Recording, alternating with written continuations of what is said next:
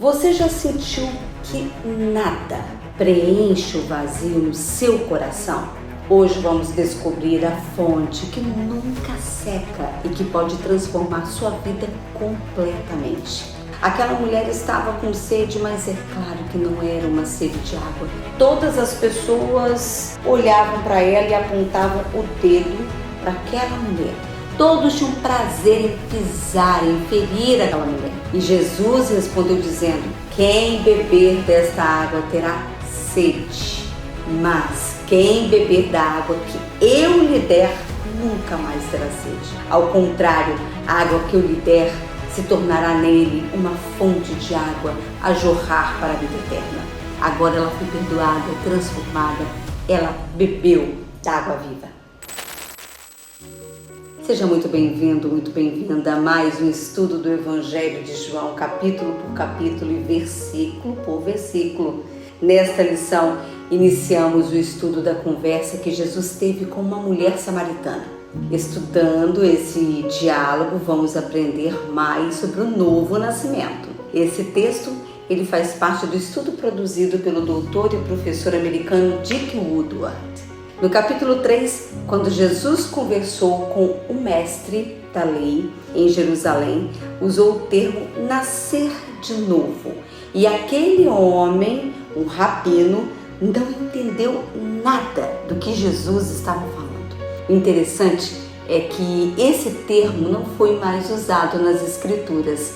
E nesta conversa com uma mulher samaritana, Jesus falou sobre a mesma coisa, mas usou outras palavras. João afirmou no início deste evangelho que aqueles que respondem apropriadamente ao evangelho têm o poder de se tornar filhos de Deus, ou seja, nascer de novo.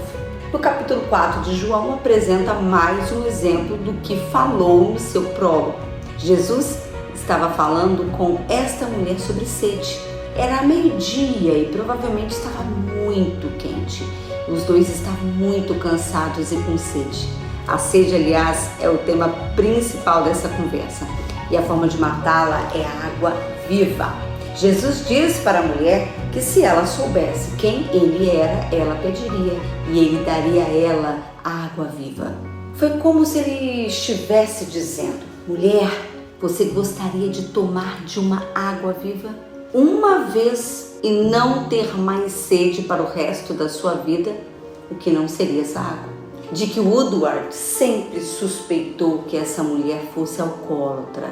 O que será que uma alcoólatra acharia da ideia de uma bebida que saciasse a sede pelo resto da vida, hein? Aquela mulher estava com sede, mas é claro que não era uma sede de água. O fato de ter tido 5 maridos e estar vivendo com um homem que não era o seu marido revela uma sede que vai muito além da necessidade de água. Por isso Jesus apresentou a ela um novo nascimento, mas agora com o nome de água viva. A resposta da mulher foi: o Senhor não tem como tirar água e o poço é fundo. Onde pode conseguir essa água viva? É interessante como a luz começa a brilhar para a mulher e ela começa a ver quem é Jesus. Primeiro ela pergunta: como o Senhor, sendo judeu? Ela chama ele de Senhor e depois pergunta: o Senhor é maior do que o nosso pai Jacó? Mais adiante ela diz: Senhor, vejo que és um profeta. No final da conversa, ela já está falando para todos de Samaria: venham ver o homem, venham ver. Será que ele não é Cristo, o Messias? Ele contou toda a minha vida. É bonito ver como as coisas foram clareando para ela. E observe que Jesus disse, quando a mulher perguntou: o Senhor não tem como tirar água e o poço é fundo. Onde pode conseguir essa água viva? Quem chegava ao poço costumava trazer uma vasilha para poder carregar a água. E Jesus respondeu dizendo: quem beber desta água terá sede, mas quem beber da água que eu lhe der nunca mais terá sede. Ao contrário, a água que eu lhe der se tornará nele uma fonte de água a jorrar para a vida eterna. E com essas palavras, Jesus escreveu as 2 maiores experiências da vida: A primeira é o novo nascimento, ou seja, beber da água viva que pode saciar nossa sede para o resto das nossas vidas. Mas Jesus não para por aí. Ele continua dizendo que depois que bebemos desta água, ela se torna uma fonte de água em nós, da qual outras pessoas podem beber. E foi o que aconteceu com a mulher samaritana. Ela experimentou o novo nascimento, bebeu da água viva e depois se tornou uma fonte para outras pessoas. Dick Woodward costumava sempre dizer: ela se transformou numa missionária instantaneamente. Ela conheceu Jesus, aceitou Jesus e correu dizendo: venham ver, eu encontrei o Messias. Observe a estratégia por Jesus nos evangelhos. Em Lucas capítulo 19, Jesus estava passando por Jericó e queria alcançar a cidade inteira.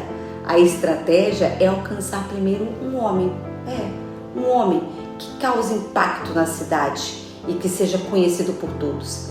Zaqueu não era bem quisto na cidade, mas todos os conheciam. Ele era o chefe dos publicanos. A estratégia de Jesus era alcançar a pessoa mais difícil da cidade, aquela que todo mundo sabia que precisava de salvação, e depois aquela pessoa alcançaria toda a cidade para Jesus. É isso que acontece também aqui nesse caso com uma mulher samaritana. As pessoas conheciam bem aquela mulher. Pelo menos 6 homens a conheciam muito bem. Provavelmente ela era conhecida profissionalmente por muitos homens e também pela reputação que tinha. E por isso Jesus a alcançou. Depois que ele a alcançou, veja o que acontece no versículo 28. Então, deixando o seu cântaro, a mulher voltou à cidade e disse ao povo: venham ver um homem que me disse tudo o que tenho feito. Será que ele não é o Cristo? Aquela mulher se tornou uma ganhadora de almas. E Dick Woodward sublinha dizendo que ela se transformou numa missionária instantânea. Ela teve as suas feridas curadas. E aquela mulher tinha muitas feridas. Ela tinha muita tristeza no coração. Todas as pessoas olhavam para ela e apontavam o dedo para aquela mulher. Todos tinham prazer em pisar, em ferir aquela mulher. Ela era ferida, sim. E o que toca Dick Woodward aqui é que Jesus fez questão de esperar por ela naquele poço. Não importou se ela tinha 1, 2, 3, 4, 5 maridos. Estava no 6º. Ele não se importou. Ele esperou por aquela mulher para poder curar as feridas dela, para perdoá-la. Ela foi para a cidade e falou com os homens. Quais homens? Os homens a quem ela conhecia. E disse: venham ver. Disse para todos eles. Disse o que Jesus tinha feito. Eles então foram até Jesus. Muitos acabaram crendo em Jesus por causa das palavras daquela mulher. E também por causa das palavras do próprio Jesus. Eles disseram para a mulher: agora cremos, não somente por causa do que você disse, pois nós mesmos ouvimos, sabemos que este é realmente o Salvador do mundo. Que coisa impressionante! Mais uma vez nos deparamos com um argumento básico que permeia todo o Evangelho de João. No versículo 25, a mulher disse a Jesus: eu sei que o Messias, chamado Cristo, está por vir. Quando ele vier, explicará tudo para nós. E no 26, Jesus disse à mulher: eu sou o Messias, eu que estou falando com você. Alguma vez Jesus alegou ser o Messias? Claro que sim. Acabamos de ler uma dessas alegações. Pois é, esta é a argumentação básica do Evangelho de João. Estes sinais foram escritos para que vocês creiam que Jesus é o Cristo, o Filho de Deus, e crendo tenham vida em seu nome. A mulher disse no versículo 15: Senhor, dê-me dessa água para que eu não tenha mais sede e nem precise voltar aqui para tirar água. Jesus respondeu no versículo 16: vá, chame o teu marido e volte. A partir desse momento, a conversa atingiu aí, seu clímax.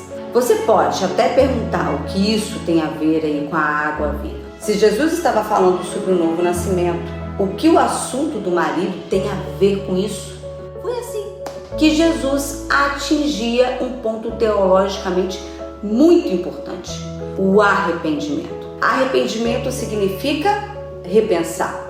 A palavra grega para arrependimento é metanoia, significa mudança, mudança de pensamento, mudança de coração, mudança de direção, mudança de vontade. Arrependimento significa dar a volta, é dar a volta e ir por outro caminho. Além de tudo isso, significa lamentar por ter andado pelo caminho errado. Quer Jesus tenha apresentado um novo nascimento ou a água viva, ele sempre se referiu ao arrependimento. Quando a mulher atingiu o ponto em que desejou a água viva, Jesus disse: vá, chame o seu marido e volte. Ela respondeu: eu não tenho marido. Vamos parafrasear o que Jesus disse em seguida? Está certo você falar que não tem marido? Você já teve 5 maridos, mas dessa vez nem se importou em assinar um papel nenhum, não é verdade?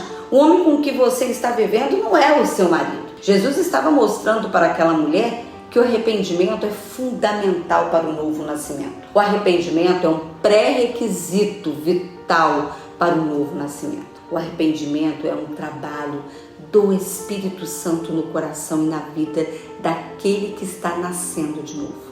Quando Zaqueu, chefe dos publicanos, anunciou que daria metade de seus bens aos pobres e com a outra metade restituiria aqueles a quem tinha extorquido, Jesus disse: hoje houve salvação nesta casa, porque este homem também é filho de Abraão. Essa atitude de Zaqueu demonstrou o seu arrependimento. Quando Jesus enfoca o arrependimento na conversa com aquela mulher, ela tenta se esquivar fazendo uma pergunta de cunho teológico. Senhor, vejo que é um profeta. Nossos antepassados adoraram nesse monte, mas vocês judeus dizem que Jerusalém é o lugar onde se deve adorar? Seria a mesma coisa de hoje alguém perguntar quem está certo, católicos ou protestantes, carismáticos ou tradicionais?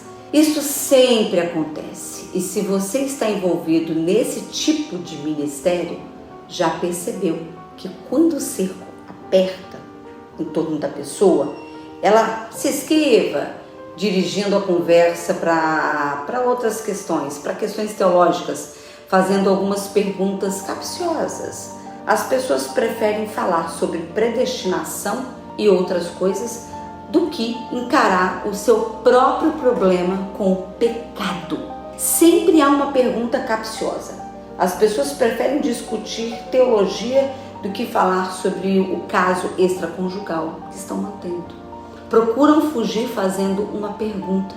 Mas observe que Jesus não deixou que a mulher controlasse a situação. Jesus usou essa questão religiosa que ela havia levantado para poder dirigir a conversa para onde ele queria. Em outras palavras, quando a mulher levantou aquela questão de segregação, ou vamos dizer, denominação, Jesus sugeriu que ela enxergasse além da religião. Jesus levou aquela mulher para que ela falasse o problema que estava vivendo. E ela falou, e o resultado foi espetacular. Agora ela foi perdoada, transformada, ela bebeu da água viva. Quer mergulhar ainda mais nessa fonte? Inscreva-se no canal do Ensino Bíblico do Encontro com a Palavra e não perca nenhuma parte desse estudo transformador. Esse texto faz parte do estudo produzido pelo doutor e professor americano Dick Woodward. Fortaleça o ensino de Jesus Cristo na vida de outras pessoas também. Então, o que você está esperando aí? Envie esse vídeo logo para alguém e venha estudar conosco no ECAP. Deus te abençoe.